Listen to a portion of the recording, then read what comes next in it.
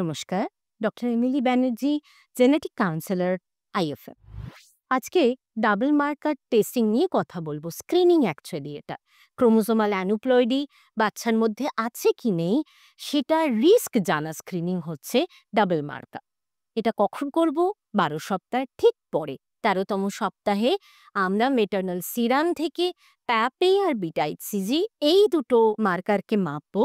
তার সঙ্গে এটা শুধু ডাবল মার্কার নয়, এটা অ্যাকচুয়ালি কম্বাইন স্টেনে বাচ্চার মধ্যে একটা আল্ট্রাসোনোগ্রাফি করে নুকাল ট্রান্সলুসেন্সি ভ্যালুটাও আমাদের দরকার এখানে আলটিমেট রিস্ক ক্যালকুলেশনের জন্য। তো মায়ের ব্লাড থেকে সিরাম নিয়ে সেখান থেকে দুটো মার্কারকে তার মাত্রাটা কতটা আছে দেখব, বাচ্চার এনটি স্ক্যান করব।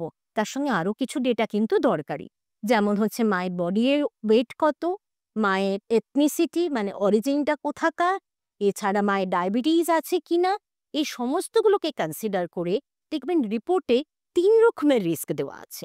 একটা হচ্ছে বায়োকেমিক্যাল রিস্ক, একটা এজ রিস্ক, একটা ফাইনাল রিস্ক। অলওয়েজ কনসিডার করবেন ফাইনাল রিস্কটা।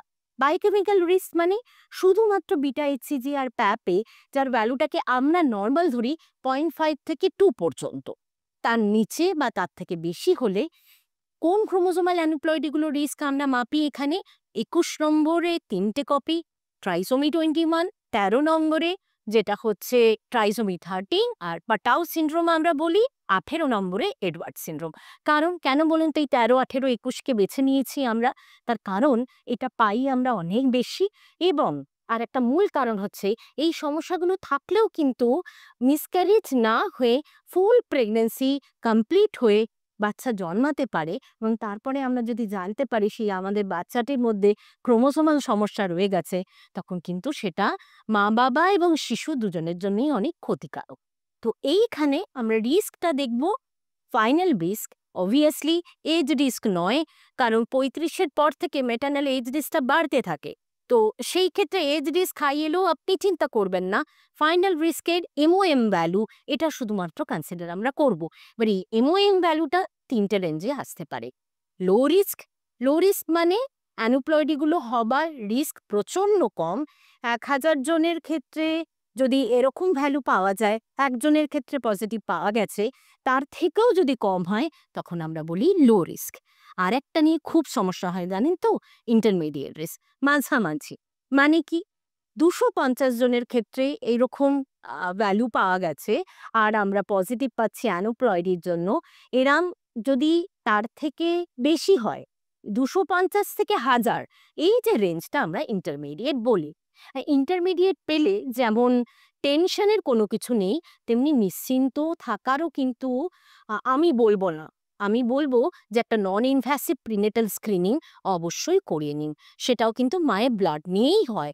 সব কটা ক্রোমোসোমে অ্যানুপ্লয়েডি নাম্বারের এদিক ওদিক আছে কিনা তার স্ক্রিনিং, সেটাকে আমরা বলি নন ইনভ্যাসিভ প্রিনেটাল স্ক্রিনিং। এটা করিয়ে নিন। সেখানে যদি বলে যে ক্রোমোসোমাল অ্যানুপ্লয়েডি রিস্ক খুবই লো, তাহলে ঠিক আছে। সেখানে যদি কোনোভাবে বলে যে রিস্ক বেশি, আমরা কিন্তু সেই ক্ষেত্রে পেটের জল পরীক্ষা অ্যামনিওসেন্টেসিস করে কনফার্ম করব বাচ্চার মধ্যে ক্রোমোসোমাল সমস্যা আছে না নেই। সুতরাং লো রিস্ক বললে টেনশন করবেন না, প্রসিড উইথ প্রেগনেন্সি। আমরা একদম এরপরে 20 সপ্তাহের পরে 21 বা 22তম সপ্তাহে অ্যানোম্যালি স্ক্যান সব কিছু ঠিক করে তৈরি হয়েছে কিনাতে যাব। ইন্টারমিডিয়েট রিস্ক বললে নন ইনভ্যাসিভ প্রিনেটাল আরেকটা স্ক্রিনিং, যদিও কিন্তু এখানে ইনভ্যাসিভ করতে আমরা বলি না, কারণ ইনভ্যাসিভে খুব কম হলেও একটা মিসক্যারেজের রিস্ক থাকে, এবং এক্সপার্ট ছাড়া যেমন আমাদের আইএফএম এ আছে সেরকম জায়গা ছাড়া কিন্তু ইনভ্যাসিভ প্রসিডিংও যাওয়ারও কথা না। সুতরাং ইন্টারমিডিয়েট রিস্ক বললে আপনারা এগোন নন ইনভ্যাসিভ প্রিনেটাল স্ক্রিনিং দিয়ে। সেখানে কোনো সমস্যা বেরোলে আমরা পেটের জল পরীক্ষায় যাব। আর যদি হাই রিস্ক বলে, মানে 250 জনের ক্ষেত্রে এরকম ভ্যালু এসছে বা আরও কম জনের ক্ষেত্রে, সেই যে রেঞ্জটা সেই ক্ষেত্রে কিন্তু সোজাসুজি ইনভ্যাসিভেই যাবেন।